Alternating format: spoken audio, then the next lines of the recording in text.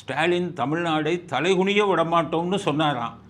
அதனால் அங்கே வாக்குச்சாவடியிலெல்லாம் போய் ஸ்டாலின் தமிழ்நாடை தலைகுனிய விடமாட்டோம் என்று சொன்னார், நாங்கள் தலைகுனிய விடமாட்டோம் அப்படின்னு சொல்லி எல்லா வாக்குச்சாவடியிலையும் போய் 68,000ங்கிற அது நிறைய இருக்குது, 1,00,000க்கு மேலே இருக்குங்கிற என்னுடைய கணக்கு.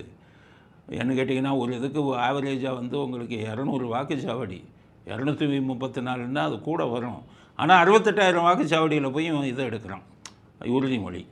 பொதுவாக பாருங்கள், வாக்குச்சாவடி எங்கே இருக்கும் தெரியுமா? பள்ளிகளில் இருக்கும், கல்லூரிகளில் இருக்கும், இந்த மாதிரி முக்கியமான இடங்களில் இருக்கும்.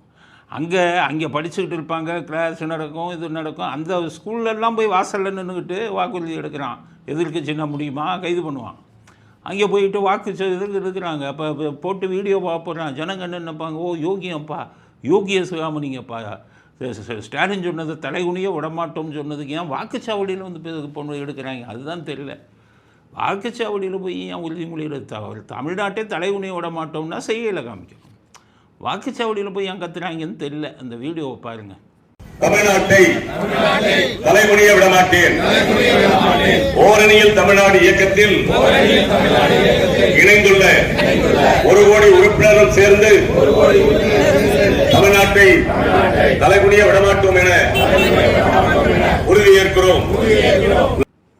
ஸோ இந்த மாதிரி உறுதிமொழியை எடுத்துட்டான். சரி, உறுதிமொழியை எடுத்துட்டான். இன்றைக்கி சுப்ரீம் கோர்ட் என்ன சொல்லியிருக்கான், பீகார் செத்தவெல்லாம் எடுத்த உடனே இதில் ஏதாவது தவறு இருந்தால் சும்மா விட மாட்டோம். முதல்ல உங்கள் தவறு ரெடி பண்ணிங்க, 100 கோடி ரூபா அடிச்சுட்டோம், ஜட்ஜு போய் உக்காந்துட்டான். அதை இது பண்ணுறதுக்கு துப்பு இல்லை. எலெக்ஷன் கமிஷன் எடுக்கிறான், செத்தவனை எடுக்கிறான், இடம் மாறினவனை எடுக்கிறான், அதில் வழக்கு சும்மா விட மாட்டோம்னா முதல்ல உன் முதுவை திரும்பிப்பார். உன் ஆளுங்களை முதல்ல கைது பண்ணி உள்ளே போடு. அவன் எடுத்ததில் என்ன தப்பு? இப்போ ஒன்று சொல்கிறேன், ஒரு முக்கியமான விஷயம்.